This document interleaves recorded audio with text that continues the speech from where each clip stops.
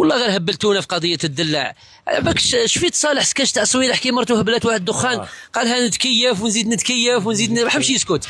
اما لا احنا نقولوها لكم انا وصالح ناكلوا الدلاع ونزيدوا ناكلوا الدلاع. انا نعتقد قول الله تعالى يا ايها الذين امنوا كلوا من طيبات ما رزقناكم. وكاين قاعده من قواعد الفقهيه يقول لك في الاشياء الاباحه الا ما ظهر تحريمه، الحاجه الاولى لا ثبت تحريمه.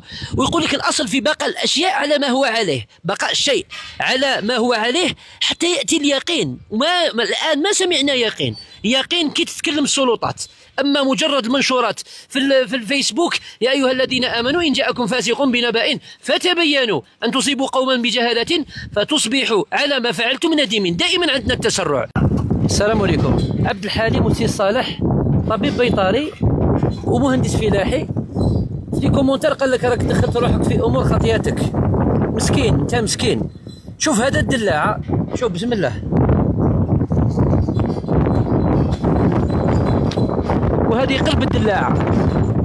دوك راح نتكلم في موضوع تاعي راك تقول لي بلي انا ماشي التخصص تاعي وصالح كذلك. شوف ننبهكم على حاجه مهمه جدا. في الجامعه كاين تخصص يقراوه البياطره ويقراوه المهندسين الفلاحيين اسمه إداوة. ما معنى إداوة؟ إيجيان إي إنسبكسيون دونغي دوريجين أنيمال. وهو يقرا إيجيان إي إنسبكسيون دونغي دوريجين فيجيتال. يعني هو يتكلم على الاصل النباتي والاصل الحيواني. دير في بالكم باللي يدير كونترول دو كاليتي، يروحوا يديروا كونترول لانسبكسيون. كي تبعت كونترول دو كاليتي يروح دكتور فيترينار مع انجينيور اغرونوم، صحيح صالح؟ هما اللي يعتمدوا عليهم في التقنيات الكشف على المواد اللي تسبب خطر للانسان. دونك باش نعرفكم لي نيتريتات، لي نيترات من بعد يتكلم سي صالح. لي نيترات هي عباره عن مواد موجوده في الطبيعه وموجوده في جسم الانسان. في الطبيعه كاين واحد لو سيكل اسمه لو سيكل ازوتي. لو سيكل ازوتي هي تشارك في لو سيكل هذايا، وهذا لازوت وهذا لو نيترات هذايا معناه موجود في الارض، يشارك في عمليه نمو الخضر والفواكه. يعني هو ما راهوش سم في ذاته، نو، هو ماشي ماهوش سم. لانه الخطر اين هو؟ الخطر اذا واظبت لمده سنوات وانت تاكل لو نيترات راح مع الوقت يتحول اون نيتريت، ومن بعد يولي نيترو مع واش يتحول صالح؟ النيترات يتحول اون نيتريت، نيتروزامين، يتحول اون نيتروزامين. يقدر يسبب خطر يولوا مثل المواد اللي راك توجدوها في المواد الغذائيه، لي كونسيرفاتور، لي فيكساتور، لي كولورون، لي زاروم في المواد الغذائيه. شو الكازوز، الكاشير، بزاف مواد غذائيه. ونزيد لكم باللي لو نيترات موجود في تقريبا، هو موجود في الارض. حب يقول تجدوه في جميع المواد الغذائيه. برك هذاك الفيديو تاع اللي نشروه على النيترات، هذاك ترند داروه الفتنه اللي صاريه في مصر اللي حرموا فيها كثير من المواد الغذائيه. استغلوا هذا الفيديو ونشروه ودخلونا في تكتوكه. راني نتكلم معكم بعلم. ومن بعد الناس مساكن عن بالها ام يخلطوا بين الدلاع المسقي بالزيكو اللي يدير انتوكسيكاسيون تروح للسبيطار، وبين لي زيفي سكوندير تاع لاكومولاسيون، تراكم لو نيترات في الجسم مع مرور الوقت. ونزيد نقول لكم يا شعب الجزائري، راكم عندكم عاش بالك ازيد من 20 سنه وانت تاكلوا لي نيترات. باش نتفاهموا، ربما قد يؤدي تراكم مع مرور الوقت الى اضرار صحيه، بصح ماشي تظن باللي انا قريت توكسيكولوجي في الجامعه، علم السموم، قرينا عند بروفيسور توكسيكولوجي. اون بار دو انتوكسيكاسيون دو نيترات. لو كان تجيبوا تشربوا هكذا ما يصير والو، بصح الاستهلاك تاعو مع الوقت هو الذي قد يسبب الى اضرار صحيه مثل الاضرار تاع المضافات اللي يزيدوها في المواد الغذائيه. اليك الخط سي صالح. بسم الله والصلاه والسلام على رسول الله. اما بعد، شوفوا يا اخواني، اي نبته كيما كانت نبته صغيره او نبته كبيره، اجرح صالح دير له هكذا اجرح.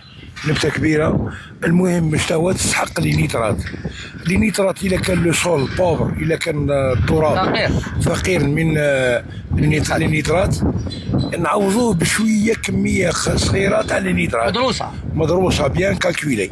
راكم بور كار شاك بلان. وعلاش نسحقوا لي نيترات؟ بور لو ديفلوبمون تاع هذيك تاع النبته. شوف النبته هذه كيفاش اسيميلي لو نيترات في لو سيستيم راسينال مع تليجيفا بالماء، يهود ذاك الماء يهود لي نيترات. كاين فوكسابل صالح روح كمل. لي نيترات وهذوك لي نيترات اللي سون ابسوربي بار لوغ اون كونتيتي الميليزيم قليله. المهم النبات اي نبات يسحق كميه من النيترات باش يدير لا سانتاز تاعه وباش تطلع لا بلونت كيما يقول لك تكبر وباش كي توصل او نيفو دي فروي ثاني كدير الفاكهه تاعها، دير الفاكهه تاعها كيما مثلا دلاع او شجره او اي فاكهه من الفواكه او اي نبته من الليجيم اللي نعرفه. معناها اي نبات مثمر يحتاج نسبه معينه تاع النيترات حتى يكتمل نضجه. هكذا بالدقه. واسمعني يا عبد الحليم، كاين واحد الحاجه مرا مش عارفينها كاع كماتنو. على بالك النبته اللي تسحق بزاف لي نيترات واش هي ولا كونسوماسيون تاعها على طول السنه ماشي في الا في الصيف ديرون توت لاني سي لا سالاد فيرت. يعني الشلاضه وكل ما هو الخضار الورقيه عموما. بارك الله فيك. والشلاضه كيما يقول لك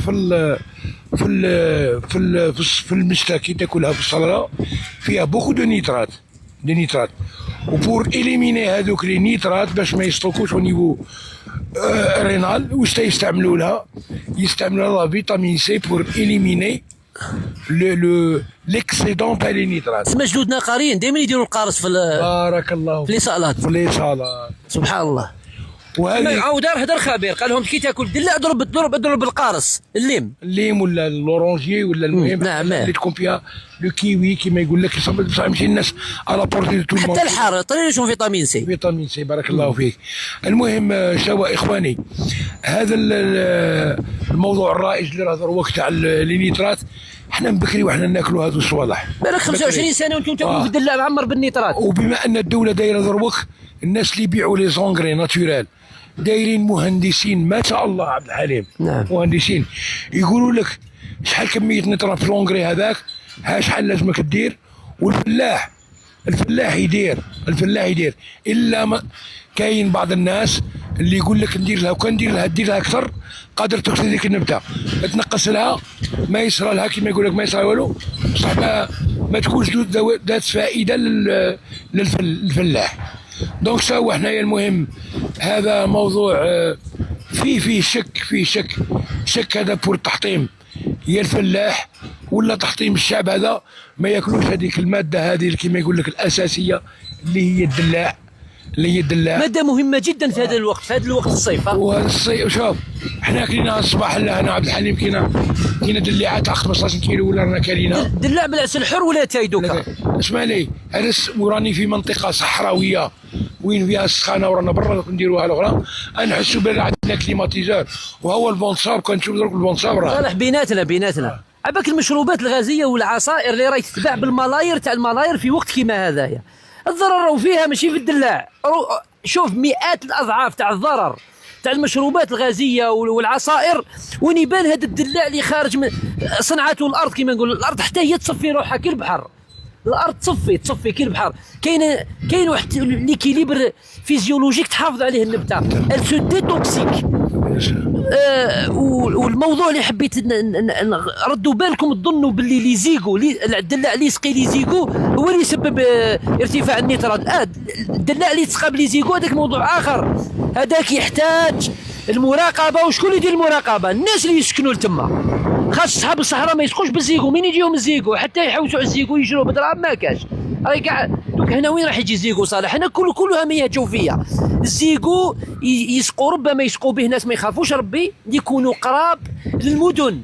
خاطش الزيغو سي لي الفضلات تاع الانسان وتاع لي زوزين. اسمعني يا عبد الحليم، الدوله مانعه هذوك الناس اللي يديروا البحيره تاع الدليع ولا بطيخ ممنوع منعا باتا باش تسقي بلي زيغو. ممنوع. احنا المشكل دروك حنايا هذا الاغلبيه تاع الدلاع من خيرات ربي سبحانه وتعالى اللي يديروها في الصحراء يسقى بماء نحو الاحتمال. معناه كي يقول لك لو جاي من واد سوف ولا بسكره من مناطق خاليه كاع ما ينحي كلمه زيغو نحيها. يقعد المشكل تاع لو نيترات انايا عندي مده من درت سبوره صالح في المكتب عندي، قلت المسؤوليه العظمى تاع مرض السرطان المهندسين الفلاحيين مهندسين التغذيه هما المسؤولين الاولين اللي كان لازم يتكلموا منذ مده، هما اللي عندهم الرقابه، وهما اللي ينصحوا، وهما اللي عندهم الارشادات، وهما اللي يبلغوا مهندسين الفلاحه. شوف اللي فرط حسابه عند الله باش يبيع المنتج تاعو، اللي فرط حسابه عند الله. حتى مهندسين، انا والله جيت مهندس تاع التغذيه، مهندس تغذيه، ونخدم في لوزين ونشوف بلي كاين مواد مسرطنه، انا نتكلم وكي نتكلم نروح للسلطات، والسلطات دير حمايه في الجمارك على مستوى الحدود. المواد هذه وين راهي تجينا؟ المواد المسرطنه راهي تجينا من الحدود راهي مهدده، وما عندناش، اسمع مليحه، ما عندناش خبره في الحدود اللي تتولى منع هذه المواد اللي تدخل من الخارج. ممنوعه دوليا في الجزائر تدخل. عبد الحليم، احنا لي زونغري هنايا ننتجوهم هنا في الجزائر، هو من احسن لي زونغري في العالم اللي موجودين هنا في الجزائر، ساريطا ناتشوغال، ما تنسنيش. المشكل وين راه؟ تاع لي كونسير وين راه عبد الحليم خويا؟ يراه في لي انسكتيسيد، اربيسيد، فونجيسيد. تسمى الماء او هذا على الادويه الان، الادويه اللي تقتل الحشرات والاعشاب الضاره، هذيك راح يطرق عليها صالح ماشي النيترات. والاغلبيه تاع البائع عندنا اللي يبيعوا هذو الصوالح الاخرين نورمالمون يكون معاهم مهندسين فلاحيين ما شاء الله، ويرسلوا الفلاح كيفاش وقتاش ديرها، الوقت اللي ديرها، ولا لو ديلي كيما يقول لك، كيما عندي فيتيرينير لو ديلي داباطاج، لو ديلي دو كونسوماسيون، قادر كي تستعمل ذاك الدواء من بعد شهر قادر باش تاكله. نعم. حنايا شوف يديرها اليوم الفلاح، الغدوه تبان له براسها شومه مليحه ولا كاين الغلطه كاع مشاركين فيها، شاركين فيها. كي يقول لك ديري من بعد شهر باش تبيعها، وغوصي اللي يشري كي داك كاين لك اللي يشرى الغله تاعك، وهذاك اللي راه يبيع يقول له يغسلها مليح، ولا بويسكو الدوله دايره في كل مقاطعات تاع الفلاحه دايره المرشدين فلاحيين. هذا المرشدين الفلاحيين نورمالمون الدور تاعهم يرشدوا الارشاد والتوعيه، يرشدوا الفلاح ويرشدوا المواطن كومون كونسومي هذاك الورا. صدقوني بالله، لا هذه واحد الكوارث كنت 10 سنين ولا اكثر وانا نهضر عليها. على الاخرى لو 2 دي الدوله منعتها عالميا، ممنوع والله. كما في القريه تاعي كنت نسكن 2 دي غير هذه السنين باللي انقطع، كان يقتلنا النحل بنادم كي تشمه من بعيد. اقسم لك بالله العلي العظيم، اذا كان عندك خلل في الكور تاعك وين عندك انفلاماسيون، تحس باللي ديك الانفلاماسيون زادت في الوقت اللي يكونوا يديروا لها. تخيل انت يا عباد الرحمن، شوف كي تكون الريح يقول لك ممنوع باش دير ذاك الانسكتيسيد ولا الفونجيسيد ولا هذا، هو يمشي يديره. الريح راك ديره هنايا الغدوه يتكلم لك على 20 كيلومتر ولا 30 كيلومتر، يأذي ذيك البلاصه ويأذي البلاصه اللي مجاوره. وهذا هو اللي نقدر الاخرى نطلب ان شاء الله ربي يسمعونا هذا الاخرى. وهذا نداء لاي واحد يخاف على روحه ويخاف على اولاده ولي جينيراسيون اللي جايين. احنا نقدروا نإليمينو كاع هذو لي انسكتيسيد لي فونجيسيد، نستعملوهم بطريقه تاع بكري. صالح نختم. وي نختم. كمل ونختم. كيما مثلا بور لو ميلديو، احنا لي ميلديو تستعمل هذه وتستعمل هذه. شنو الميلديو؟ ما فهمتش. لو ميلديو واحد الشامبينيون فطري، شامبينيون سائد هنا بالجزائر، فطري. نعم. منتشر في النباتات. حنايا كنقول لكم بكري ولا هما من بعض الحرام يديروها. واش تعملوا؟ لورتي تعمل الحريق، هذه نعرفها. الحريق يلم في الربيع، يلم 2 بط ولا 3 تاع حريق، ايوا سوا يكب فوقهم الماء ويخلوهم يديكونطاو يقعدوا يقعدوا واحد شهرين ولا 3 شهور. كي يجي لا بيريود هو في الربيع يبدا لا فورماسيون تاعها من نهايه الربيع وروح ماشي تا كيما تغلى. كمل كيما تغلى. من بعد كي ديره والله الميل والله ما يبقى دوك حاجه ناتورال طبيعيه. وعلى بالك هو عبد الحليم دوك باش كي تكمل باش نختم واحد الجمله. وهذاك الميليو في الاخر فلورتي الى ريش اون النيترات هو اللي اثر عليه. بصح النيترات كيما يقول لك في لافاي، راه في الراسين، راه في هذه من هذه. صح. باش نختم لكم، انا تكلمت مع واحد روتريتي سونتر ناسيونال تاع توكسيكولوجي، اونسيان روتريتي. تكلمت معاه في هذا الموضوع، قلت له هل انتم راكم تراقبوا الخضر والفواكه؟